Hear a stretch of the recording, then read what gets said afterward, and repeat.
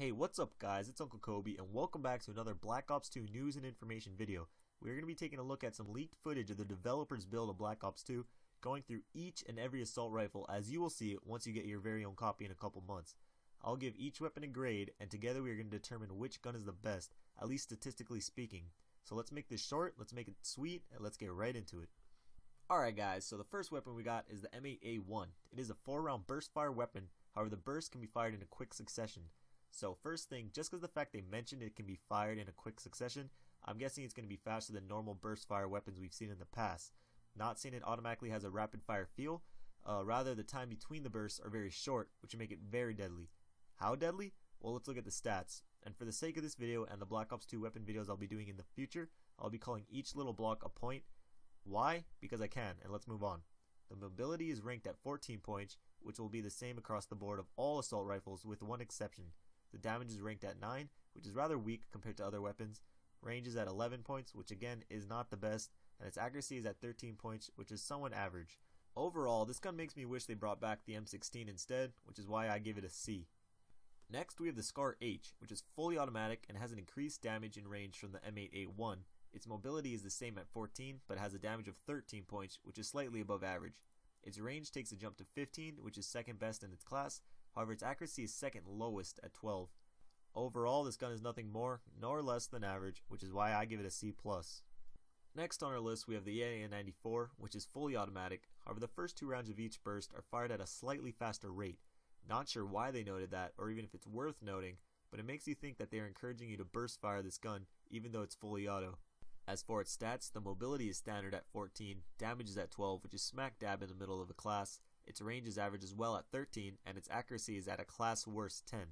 This gun is comparable to a student that barely passes, but passed nonetheless, so I give it a C.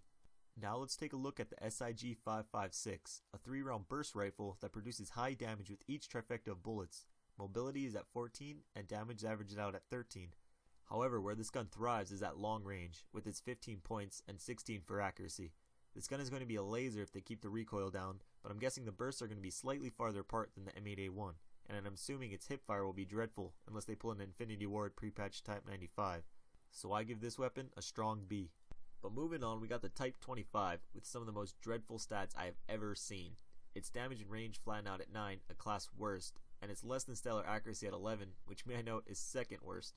However, how this gun finds its effectiveness is with its high rate of fire and moderate recoil. This will most likely be an assault rifle you rush around with, and will probably have a decent hip fire. Either way, I hate it already, and I give it a D. End of story. Next on our list is the SA-58, or first semi-auto weapon, with its light recoil and moderate damage. More precisely, it has a 13 damage, which is absolutely moderate, and a mirrored range, which is fairly average as well. Its accuracy, however, is very good at 15, but I'd expect nothing less with a single-shot weapon. Overall, this gun looks promising, and I give it a B+. The next weapon makes one hope that you will not be able to use a fast trigger finger in Black Ops 2, because the SMR is a semi-auto with Chuck Norris stats. It has a damage and range of 16, which are both best in its class, and an accuracy of 15, which again is typical for a single-shot weapon. This gun looks nasty, but I do hope its hipfire spread is as big as Barry Bonds' post-roids and large head, because this weapon screams OP without it. That's another topic, but I give this weapon an A-, but at long range it gets an A+++++. Moving on, we got the M27, which is fully auto with higher mobility and reduced recoil. This is the only assault rifle to break free of the 14-point mobility, however its damage and range are less than stellar at 11 and 10. Its accuracy is average at 13, and this weapon honestly bores me. The only real plus side is that you can run a tad bit faster, but if you are that concerned with speed, run an SMG. Because of that, I'll give it a B-. Finishing up, we got the MTAR, which is easily the most versatile gun in its class. The damage and range are at 12, which slightly disappoints me. I wish the damage was at least at 13, which would make it close to the TAR we saw in MW2, and its accuracy averaged at 13. The difference maker with this weapon will be its rate of fire. If that is decent, I can definitely see a lot of people using it. Depending on that, it could be bumped up to a B+, but as of right now, it is stuck on a B. So that wraps up my gradebook for the assault rifles, at least statistically speaking. As of right now, I don't see any one gun that jumps out and is the clear frontrunner, which is good. We hopefully aren't going to see any one weapon dominate the whole game, rather everyone using variety of weapons. Again guys, this is just all speculation coming from the developer's build. These stats can change as we get closer to the release date, but as of right now, this is what we got. So I hope you guys enjoyed it. I'll be doing one of these for every class of weapon. I got a lot of good videos coming out this week, so make sure you hit that subscribe button in the top left if you're new. This was Uncle Kobe. Until next time, I love you all. Peace.